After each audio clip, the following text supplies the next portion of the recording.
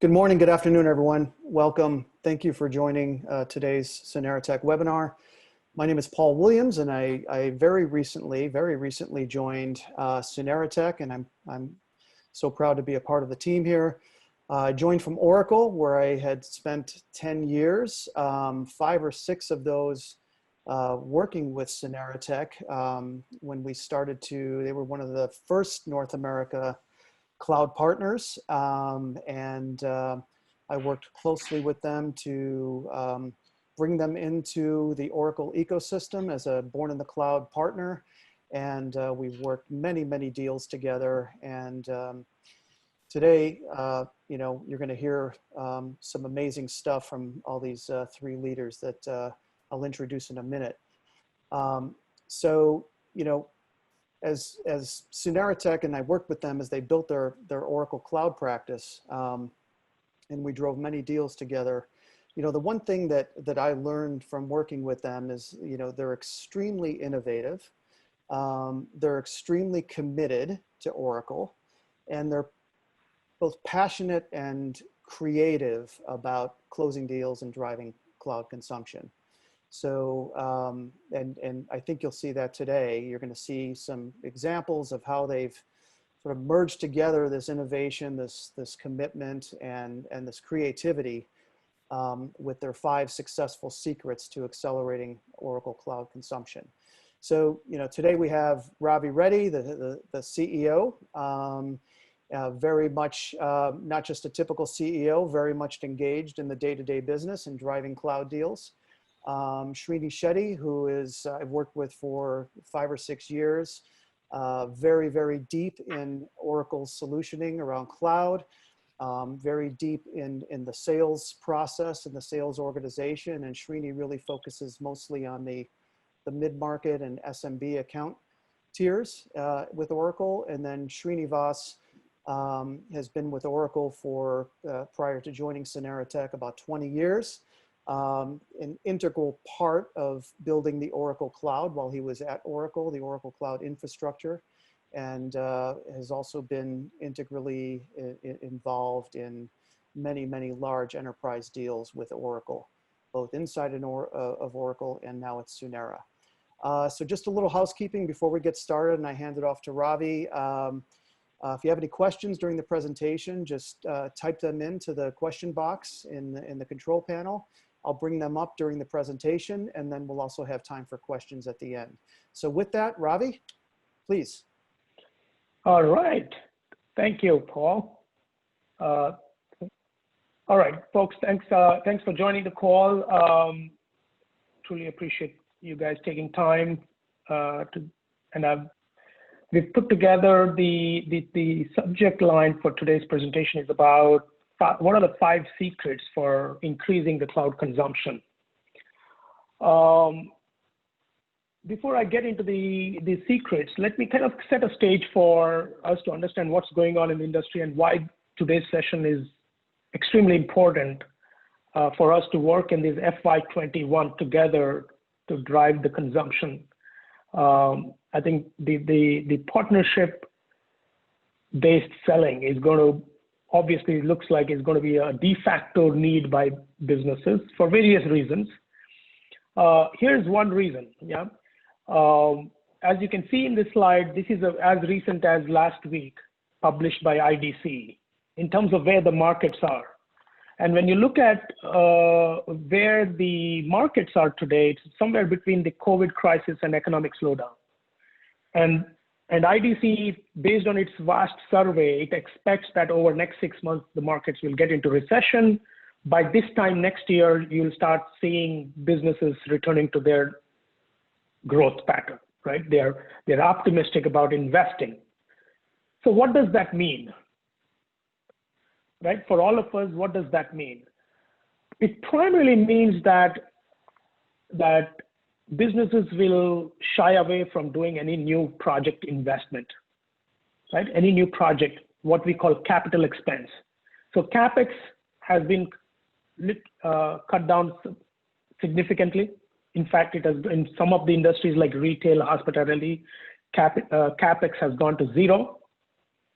Even in OpEx expenses, companies are looking at accelerating the savings, especially eliminating everything that is considered non-critical is getting eliminated.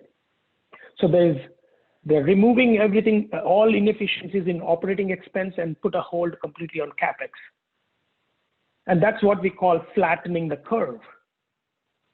Every CIO is looking at how do I make sure as businesses go further down, IT does not have to further cut cost to a level where IT is not able to support business effectively or efficiently. So that's the backdrop where we live today. So now how do we, in this situation, still drive cloud consumption? Now, of course, Gartner predicts there's a significant uptake, 90% by 2022, that every customer will have cloud in some form or fashion, public cloud. By 2023, over 30%, 1/3 of the customers will use RPA for process automation. By 2024, 50% of customers will start using technologies like IoT and blockchain in their business models to collect more data such that they can do data-driven insights. So that's the top 3 predictions. And if you look at how what are the CIOs' priorities for next 12 months in that curve, crisis curve that you just saw, I think the priority number 1 that we are seeing is cost optimization, of course, right? What can we do to further rationalize the assets? What can we do in terms of automation? The entire focus is about savings. CIOs are looking at north of 40% cost reduction in IT cost today, north of 40%. That's a lot of cost cutting that they're trying to do. The second priority is how do you adapt to uncertainty, right? CIO's priority is that he or she is not able to make an investment keeping next 3 to 5 years horizon. So they're all looking at how do we handle uncertainty? What some of the CIOs are calling it as one thing that is certain is uncertainty. So in that mindset of uncertainty, how do I adapt to new technologies without making long-term commitments? The last but not the least is I think most important among the 3 priorities is outcome-driven engagement. Partnerships between vendor and client, software provider and customer is fundamentally going through a disruption where customers are saying, I don't need a vendor, I don't need a supplier, I need a partner. Partner is the one who has an equal stake or has a skin in the game to guarantee the success, guarantee the outcome. That's what CIOs are looking at. CIOs are looking at both of us, Oracle and Sunera, and saying, can you guys guarantee me the outcome? Can you ensure we are successful? Or are you going to sell me something and it becomes my responsibility to figure out a way to be successful? So the partnership models are, the customers are demanding it to be outcome-driven, success-driven. Now that's the backdrop.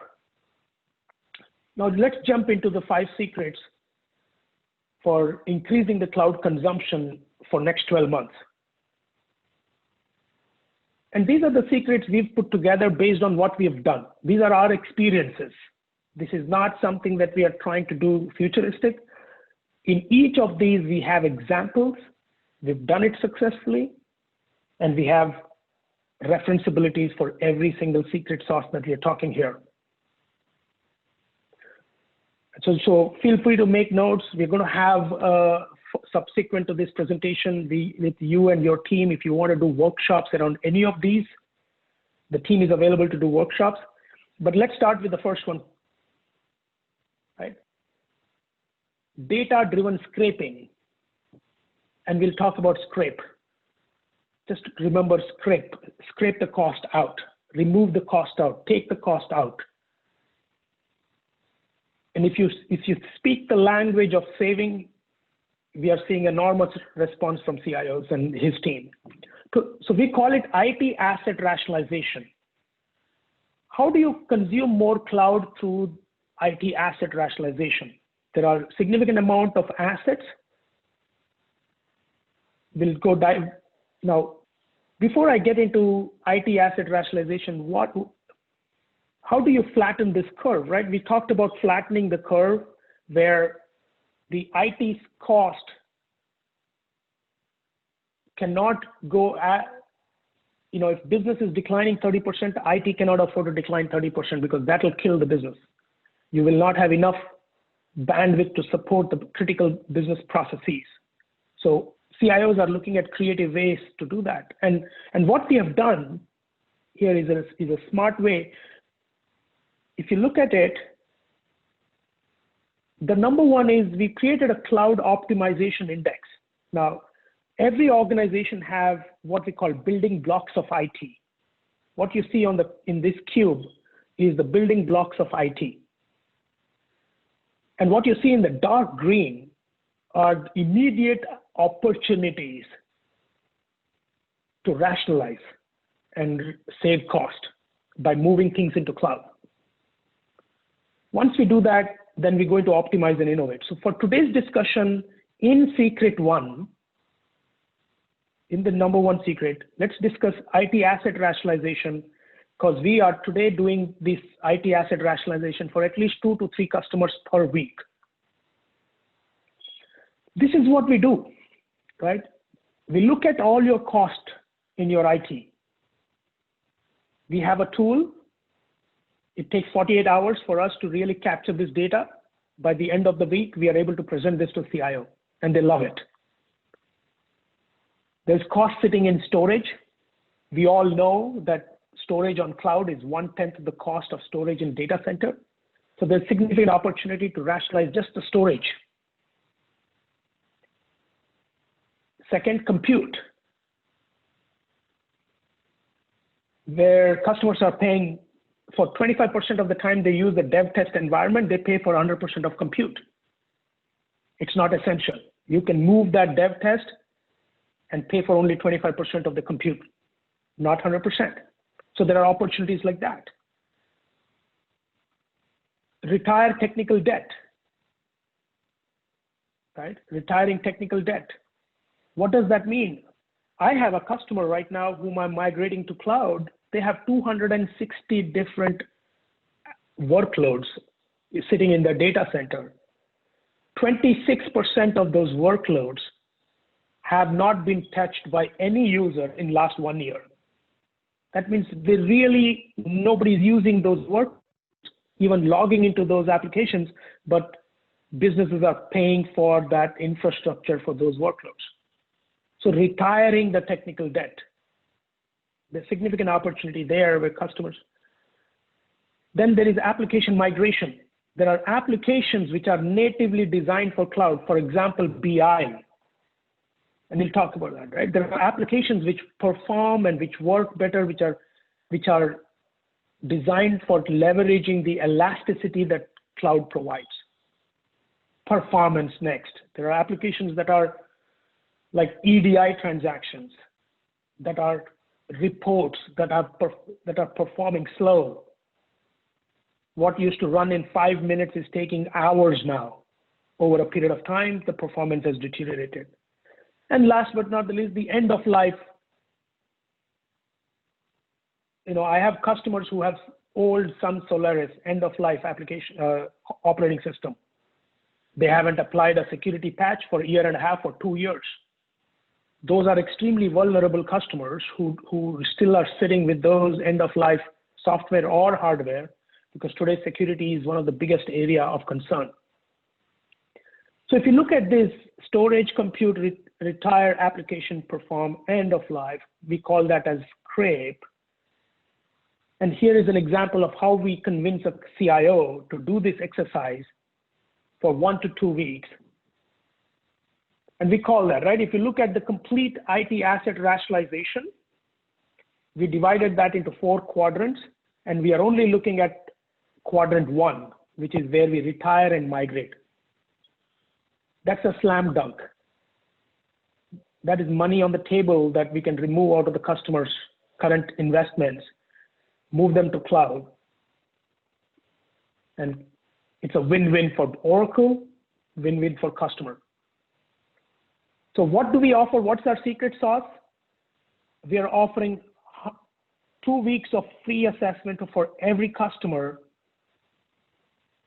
That's approximately 100 hours of free consulting to help businesses identify the opportunity to save.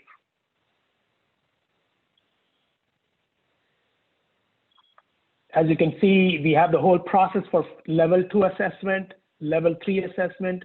There are businesses who are asking us to do a complete 8-week exercise of complete asset rationalization, right? Not just the scrape, not just the retire and migrate, but entire, right? Operational efficiencies, investment. So take away from this secret sauce 1 is work with Sunera team to identify those interactions where you think you can offer this for free. And Sunera team will make sure they'll identify this opportunity for consumption around storage, compute, migrating those applications, improving the performance, and moving those end of life, and moving them from example Sun Spark to Linux. So on this secret sauce, if you have any questions, please feel free to put that in the chat. We'll answer that as we go along. So I'll now switch to secret sauce 2.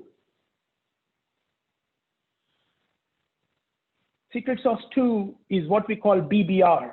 And this is a approach that we've been following for the last 4 years. And it has worked like a charm. It's called Business Benefit Realization Model.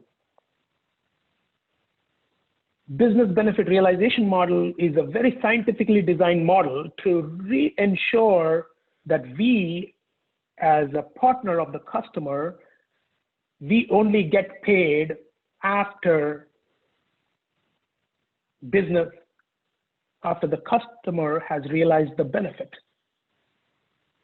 So we talked about the true partners are the ones who have skin in the game. This is a true representation of that, is that we have this entire tool where we make sure that businesses, we document the outcome, the success criteria, and the dollar savings that they can get out of any cloud initiative. No other partner does this. There is no other consulting companies that have a scientific model to ensure that you have a mechanism to document the dollar saved. The cashable and non-cashable benefits is generally not captured. So when you do a first cloud initiative, at the end of go live, if you go back and ask the customer, how was your experience? What did you really get out of it? Very few can give you a very concrete answer. So as I said, there's no second chance to create first impression. There's no second chance to create first impression. So every single cloud journey, the first one or the last one, should always be driven by business benefit realization model. We should make sure that the perception of the value they got after the first cloud journey is measurable, such that the next and the next expansion is based on the previous one. So this business benefit realization is a tool that we use to ensure every single cloud initiative has a guaranteed success. And we get paid significant portion of our consulting fee based on customers signing off on the benefit realization. 25% of our payment is based on post-benefit realization. That's the secret sauce 2, is putting our skin in the game, showing the true partnership to the customer. So with that, let's move to the secret sauce 3. This is my favorite. and this is my favorite because in the, we call this how to be a post-pandemic partner for the customer. And if you notice, one of the biggest investment customers are doing today is what is called process automation. Process automation is the biggest investment next to cloud computing for CIOs today. The reason they are doing this is if they have furloughed a bunch of folks in the business, post-pandemic, they are not looking at bringing a majority of the folks back. Their businesses are using this time as an opportunity to accelerate their digital transformation. Because there are digital transformations that will actually bring more efficiencies in the way they run the business. So businesses are using RPA. So this is what we have done. So AAA is accelerating automation through AI. We have got these library of automation solutions, which is built on Oracle Cloud Infrastructure, leveraging Oracle Database Cloud Services, using RPA to automate procure to pay, so finance and accounting processes, supply chain processes, and HR processes, pre-built RPAs to automate the processes. As you can see on the right side, the Oracle Bill of Material that we influence is Integration Cloud, BBCS, and OCI. For every single process automation, you're looking at a $36,000 Oracle Cloud consumption. I'll just give you a quick deep dive on how this works and how do we engage this. So for folks who haven't been through an RPA journey yet, and they're saying, what does that mean? This next 2 minutes kind of helps you understand that.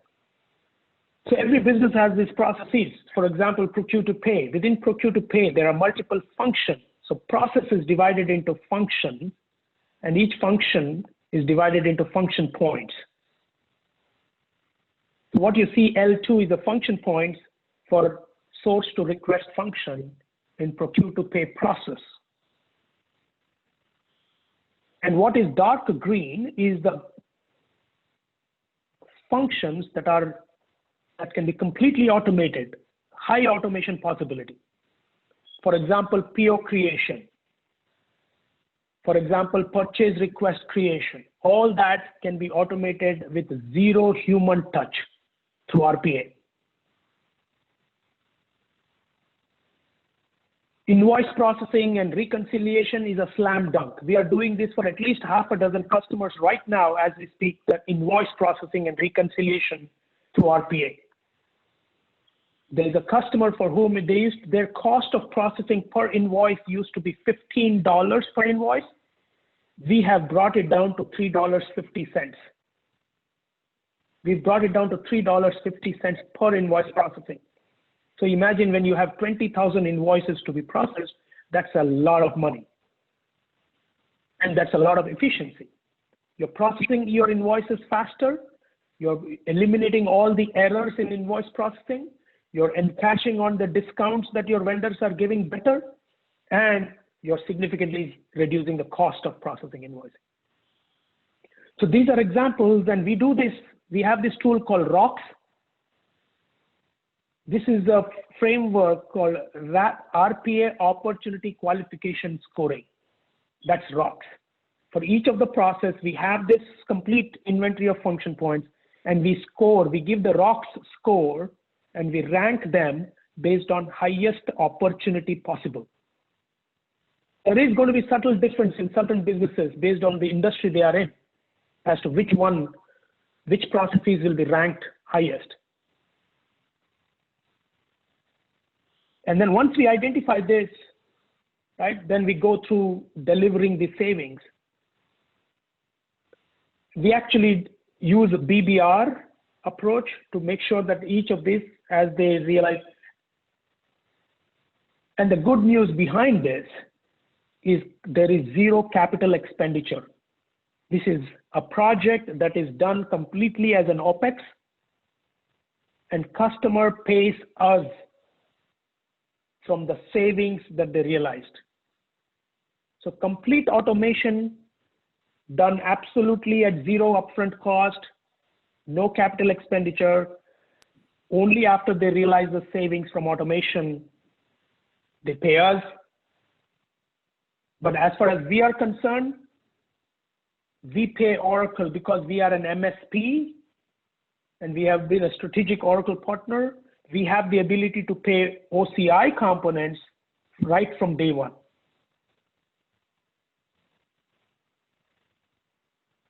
Right from day one. The bill of material for each of those functions, it includes OCI, DBCS, the OIC for integrations. And each function would require up to 3,600, in fact, 36,000 UCC per year. That's for each function that's automated. Right? OCI, DBCS, OIC, $36,000.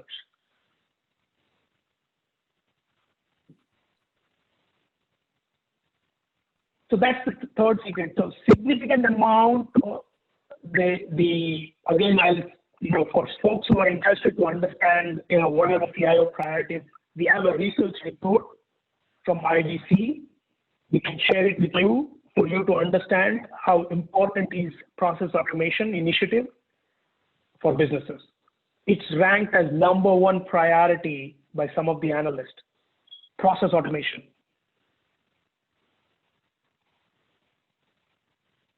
So now I'll move on to the fourth secret. So we want to leave about 10 to 15 minutes for Q&A at the end and discuss the next steps. But I'm now going into fourth secret. It's called zero cost cloud migration, and I'll let my colleague Srinivas to talk about it. Thank you, Ravi. So it's no secret that organizations are strapped for capital.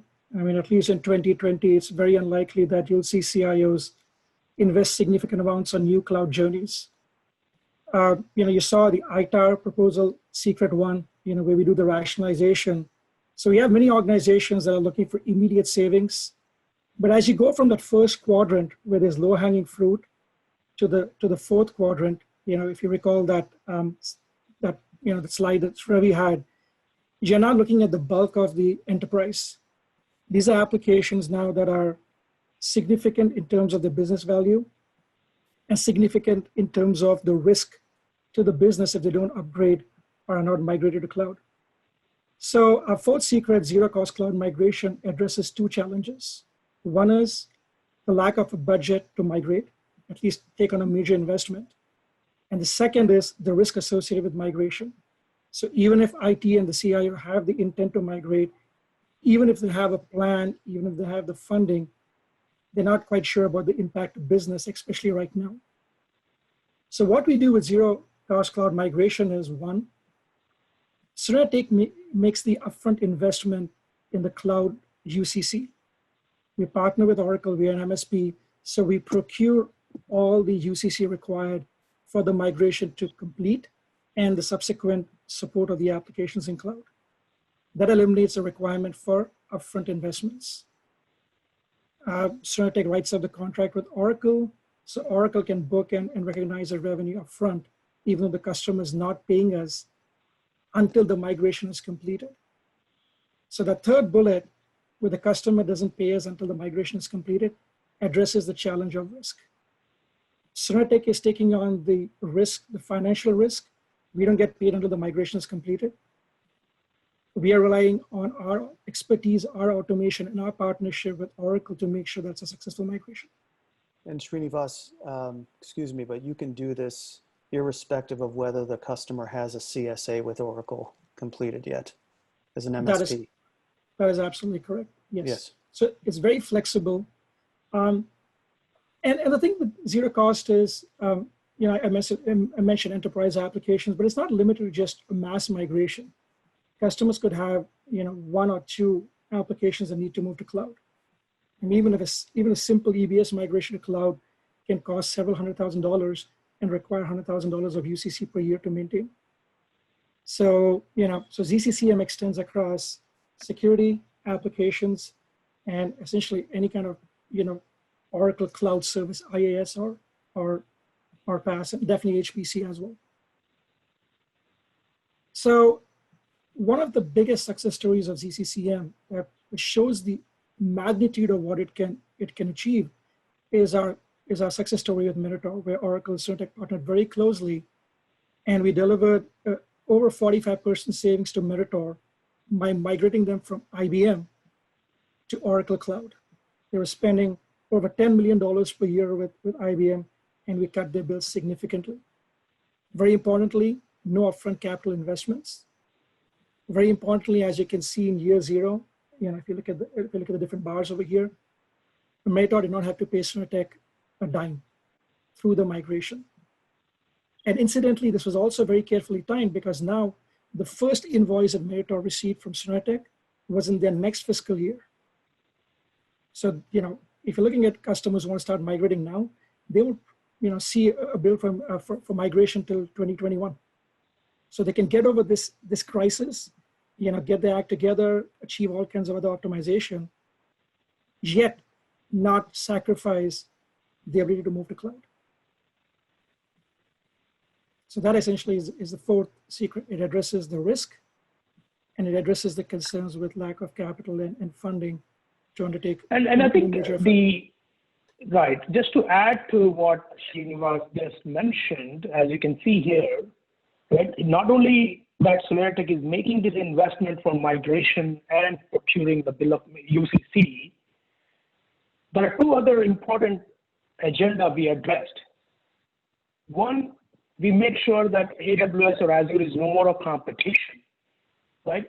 This customer had invited everyone, IBM, Azure, AWS.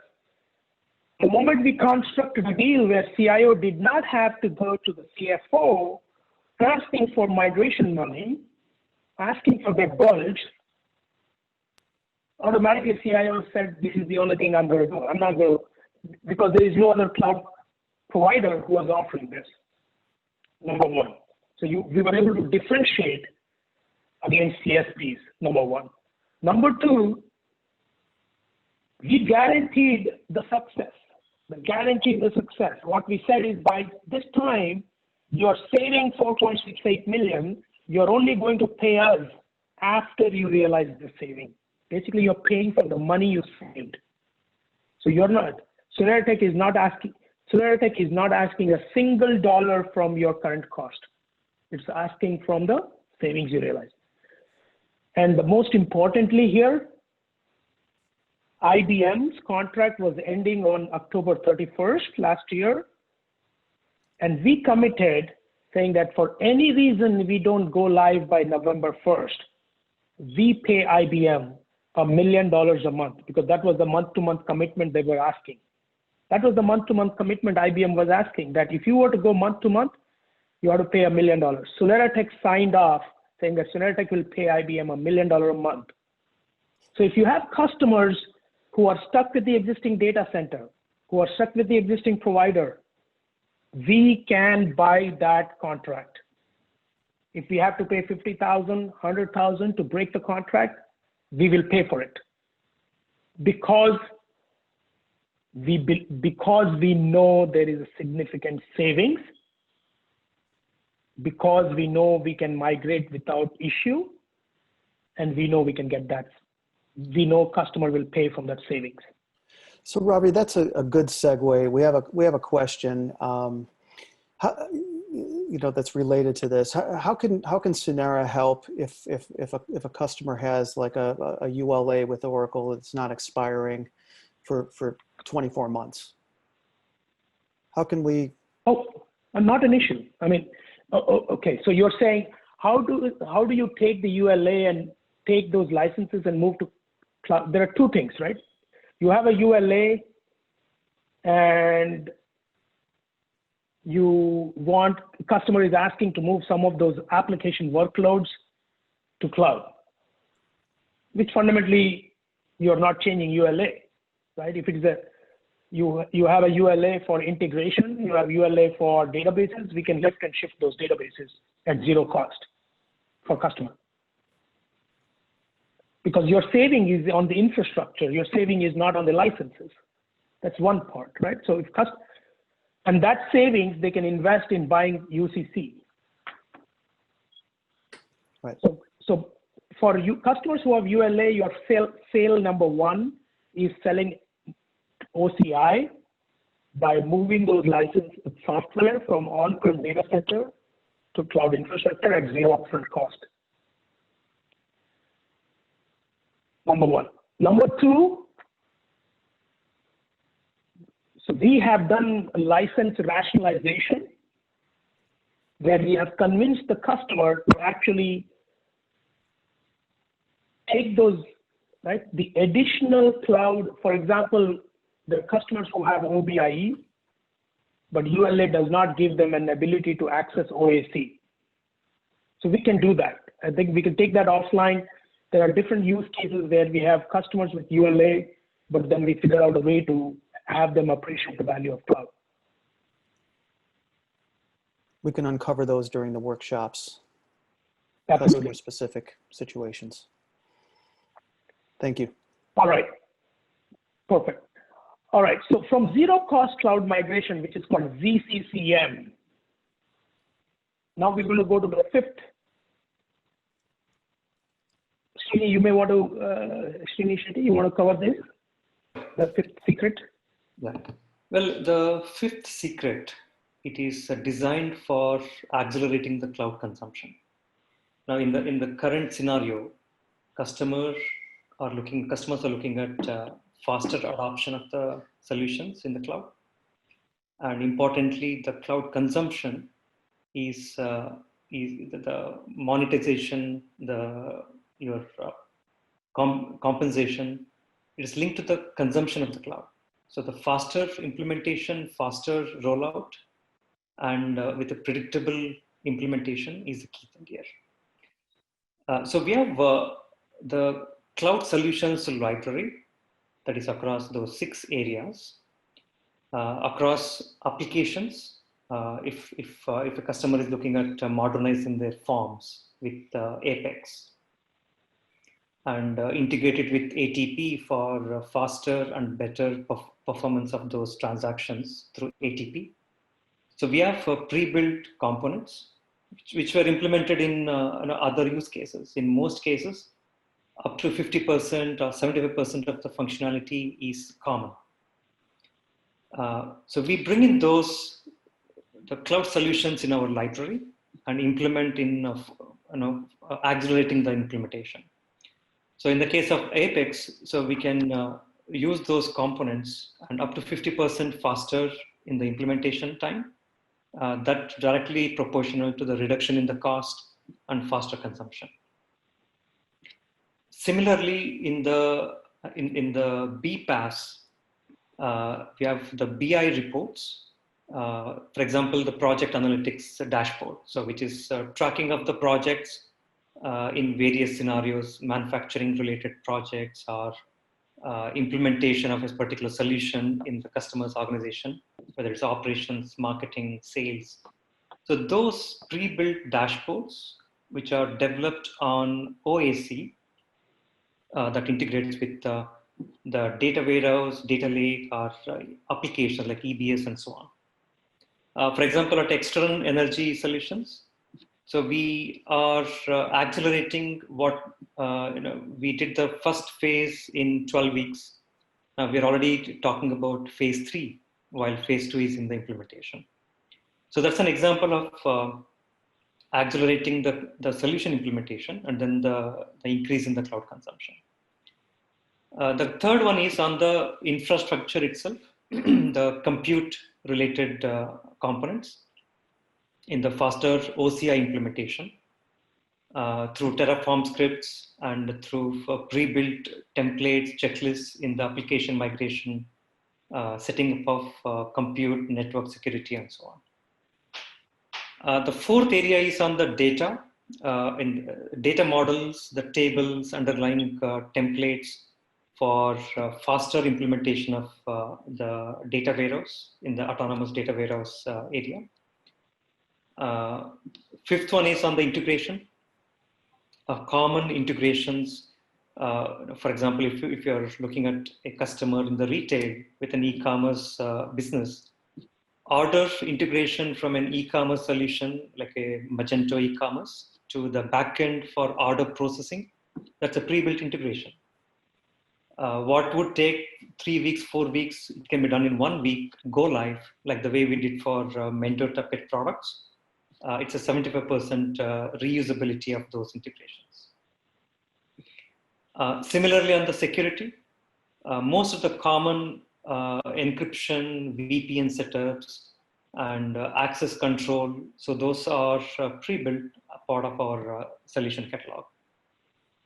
The goal here is to achieve 30 to 40% faster cloud consumption, and that in turn reduces the cost for the greater success of the cloud adoption. And I want to add to what you just said, Srini, so giving some examples that are easy to understand. Yeah. If you look at, I think one needs to understand the behavior in the industry to really appreciate the importance of cloud solutions library. The behavior in the industry is customers, CIOs are moving from build to buy behavior, right? The behavior is changing from building something, developing something, using to buy it as a SaaS, buy it as a consumption, buy it as an outcome. Because the consumerization of IT is moving pretty quickly, and especially in this COVID situation, consumerization of any solution is moving from B2C mindset, where you and me have bought Uber and WhatsApp and every kind of application on cloud without even asking underneath what is the technology that these are built on. That is the mindset our B2B customers are also going towards, where they're saying, if you've already built a bunch of dashboards on using OAC, I don't care whether it is built on OAC. I don't care whether it is sitting on OCI.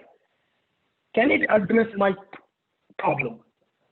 Do you have a solution that addresses my problem? And do you have a business model that I can pay you when I see the success, I see the outcome? And do I have a model where I don't have to make a long-term commitment with you so that I can delete it when I don't need it? This is the consumerization behavior that is going into B2B. So we have been, as Paul mentioned earlier, we have done over 100+ cloud migrations. Every single initiative that we've done, we've always taken the view of repeatability.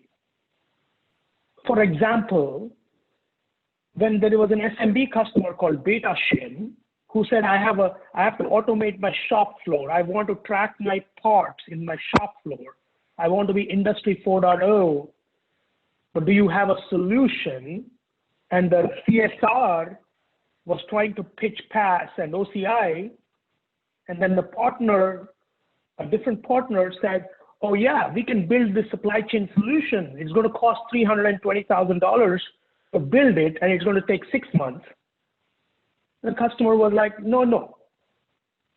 And the CSR came to us. We had a ready-made solution called eSeal on OCI and integration. Believe it or not, customer paid in total $45,000 for the Oracle Cloud UCC, $35,000 for the solution, and everything else is on an ongoing subscription model. And went live in 6 weeks. Similarly, if you look at customers who are SaaS, we have a solution called Cloud Tester.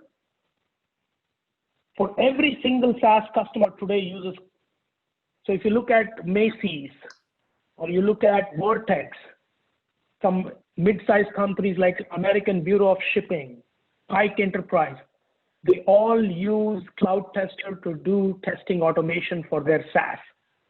Some of them have HCM, some of them have ERP cloud. Because Oracle releases every month, they release new updates, customers don't have bandwidth to test them. And they can't push those patches into prod without testing. So Cloud Tester is zero investment upfront. We are helping these customers. There are dozens of customers who use Cloud Tester to test their SaaS application. Now, whenever we sell Cloud Tester, we are selling OCI. Customers don't even ask us whether you are selling OCI. OCI is de facto bundled with Cloud Tester.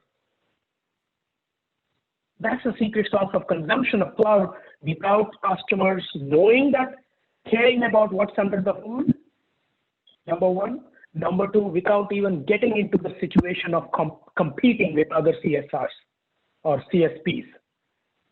We don't have, whenever we have sold Cloud Tester, nobody has ever asked whether Cloud Tester should sit on OCI or AWS or Azure. No one.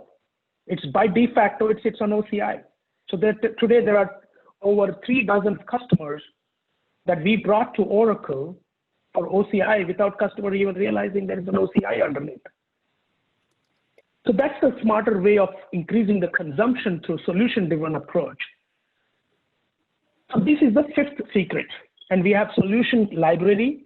So if you have a situation or an opportunity, we can do the workshop around that. Right. So with that, Srini, over to you back in terms of next steps. What do you think we should be doing? Sure. Well, so the next steps are a detailed workshop where we take each of the accounts and map these 5 secrets, which secrets are applicable, and rank them, which is the most valuable out of those 5 secrets to get started for a particular TURP account. We used to do this office days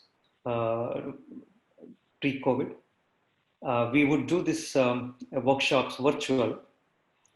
Myself and my colleagues, Srinivas and Vinil, would be your hosts for those workshops. We have identified those weeks where you can sign up based on our calendar. We will send this deck, and you will have our contacts in that slide. So you can self-service and look at what time works for you. We would need a 30 minutes to 60 minutes, depending on the account, number of accounts. And we will go through each of those accounts and then map against these 5 secrets. Yeah, so my suggestion, Srini, is as follows. Number one, any team, any RM who wants his team to go through this exercise in mapping the secrets that they can take to the customer, right? Right. Number one, I think we should take the existing accounts and map the secrets, right? SuneraTech has the access to the databases that it can do the research and actually map on your behalf. We can map secrets that are applicable to the customer based on the customer's application footprint. So we have database that we can pull the data of customers' IT spend, the applications he or she has, where are they hosting their data center. All this data, we have access to that. All you have to do is make sure you are sending it to Srini or Srinivas or Paul information about which are your target accounts that you want us to map these secrets. Actionable 1. Based on that, if you already have discussions, you already had a Q4 discussion that had been put on hold because customer did not have CapEx, so they had to put it on hold, you can revive that as well. I think that will give at least a 1 account planning, and based on that, the workshop will be organized for to specific RM and their teams. So I think we should do a half an hour of deep dive workshop and half an hour of account-based planning. On each account, we will spend 5 minutes to walk you through how you should position the IT asset rationalization. We'll give you the case study. We'll give you the benefit realization that you can email that to your customer, tailor to that customer. I've got about half a dozen meetings this week just by doing that. We are not just getting for SME or mid-market, we're also getting those meetings in enterprise accounts. So these are applicable to all three segments. So take advantage of this right in the beginning of this fiscal year. And I think, you know, I would say the customers, it's a beautiful opportunity to use this as a technique to get in and help these customers. So Srini, are you going to follow up with emails to all the attendees in terms of sending this deck and dates? Yes. Yeah, in fact, I will be sending out emails along with this deck and the agenda for the workshop to mid-market and SMB sales reps. And Srinivas will be sending this same information to all the enterprise sales reps. All right, with that, we'll open for questions. I think, David, do you have a question? Let me see, how do I open it for Q&A?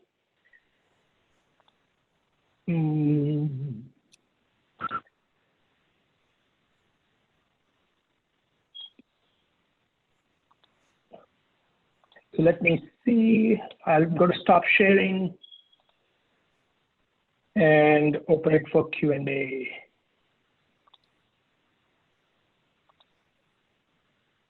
All right, is this $0 also available for customer moving from other competitors' cloud? Yes. Yes, if we want to do if we want to move customers from AWS or Azure, yes. What is the source of where they are current state doesn't matter to the zero cost migration. They can be in the third-party data center, they can be at Equinix, they can be in other cloud, they can be in their own data center, doesn't matter. What matters is where are we taking them?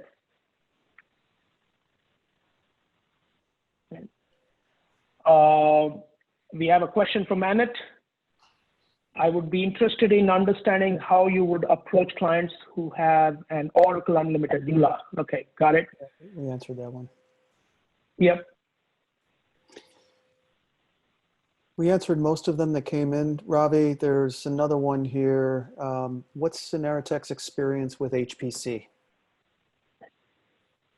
SuneraTech's experience with HPC, you will be surprised because this is a hidden gem. We have been doing high performance computing for last 15 years. We have set up 40,000 server clusters for Airbus. We've done that for Volvo. We've done that for large research companies. In fact, one of the world's largest space research company. We are not supposed to disclose the name, but we have done a HPC setup. So we've got significant amount of case studies for HPC. And we have a high performance computing lab. I think if you have an interest, we'll set up a separate conversation on HPC, how the HPC lab helps in doing free POCs for customers. In fact, we have, like we talked about process automation, we also have a library of use cases for high performance computing use case. For example, we are doing a finite element analysis, FEA use case for a manufacturing company in Detroit. Right? We went to the customer saying, why are you doing it in your data center? Because you need this elastic storage and compute power. You do this smartly at lower cost in cloud than doing it in their own data center. So they just switched that from doing it in data center to cloud. And we'll be happy to set up another call on HPC. Great case studies. Sounds good, Ravi. There's another question related to secret number 4, zero cost cloud migration. Is there an upper cap or a minimum requirement?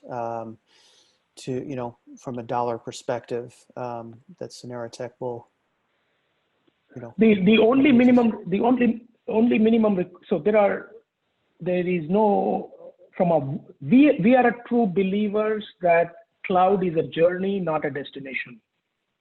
We are true believers that adoption of cloud is by land and then expand and not lock stock. We are true believers that most of the customers know the value of cloud. They're educated on it. It's time to enable them. It's time to empathize and enable, not keep educating them on the value of cloud. So with all that backdrop, we will take any workload, even if it is $10,000. We will do it because we believe in land and expand. The only condition is that we should be able to, customers should be willing to pay from the savings they realize. So sometimes it could be a 3-year managed services contract so that we can manage it efficiently and get paid from that. Whether it is $1,000 per month UCC or $10,000 or $100,000 per month, that doesn't matter. The construct has to be multi-year for us to really recover from the future savings.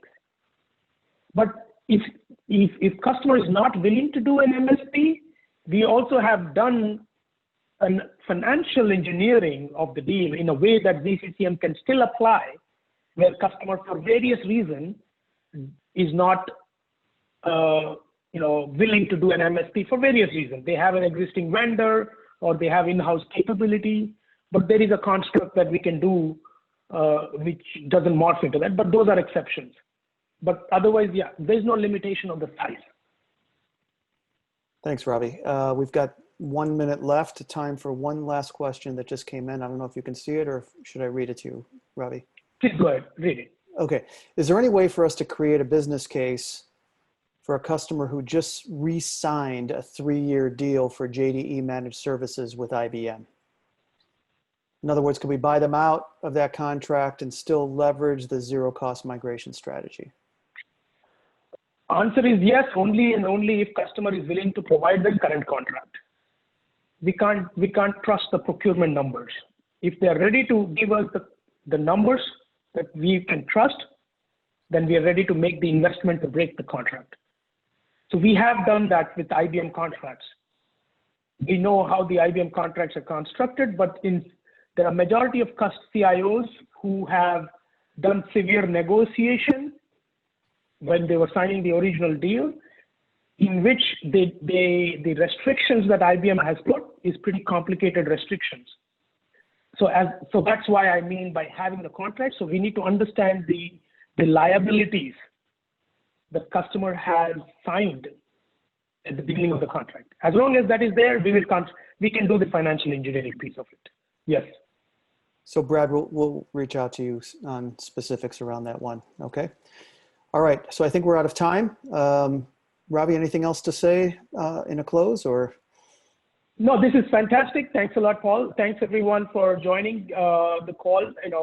Happy selling. Wish you all, make sure that we're all safe. But looking forward to partnering with you all in FY21. And feel free to reach out. Yeah, looking forward. Thank you. Have a great one. Thank you. Thanks everyone for all your time today. We'll be in touch.